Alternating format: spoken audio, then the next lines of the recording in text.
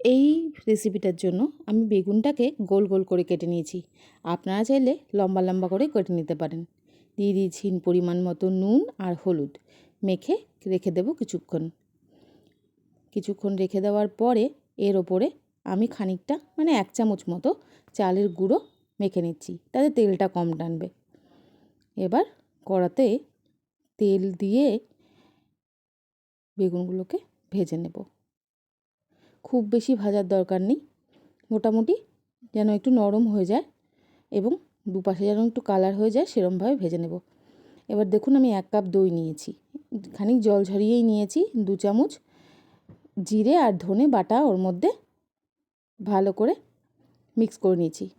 এবার প্যানে 2টো শুকনো লঙ্কা ফোড়নে দিয়ে তাতে 4-5 কোয়া রসুন, 1 টুকরো আদা আর কয়েকটা গোলমরিচ বেটে দিয়ে দিলাম ছোট সাইজের একটা টমেটো কুচো।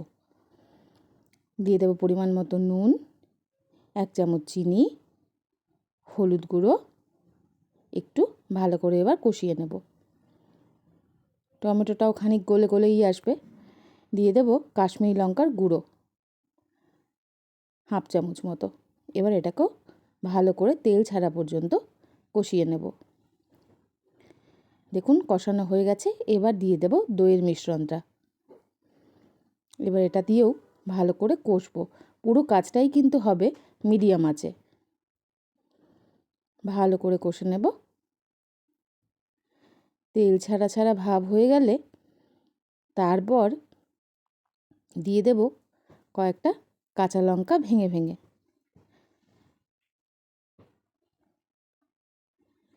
এবার দিয়ে দেব খানিকটা জল। খুব বেশি জল দেওয়ার প্রয়োজন নেই, কারণ এটা আমরা ঝোল কোনোভাবেই করব না, আমরা মাখা মাখা করব এই রেসিপিটা। খেতে হয় দুর্দান্ত ভালো, একবার না করলে বিশ্বাসই করতে পারবেন না। ঝোল ফুটে উঠলে দিয়ে দিচ্ছি 1/2 চামচ গরম মশলা গুঁড়ো। এবার বেগুনগুলো ওপরে সাজিয়ে দেব। একবার করে পাশ উল্টে দেব।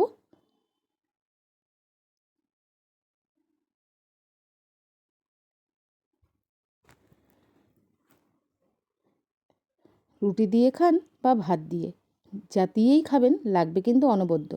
ঝোল শুকিয়ে এলে দিয়ে দেব ধনেপাতা কুচো। খুব বেশি বেগুনটা দিয়ে ফোটানোর দরকার নেই, তাহলে বেগুন তো এমনি নরম জিনিস, গলে যেতে পারে।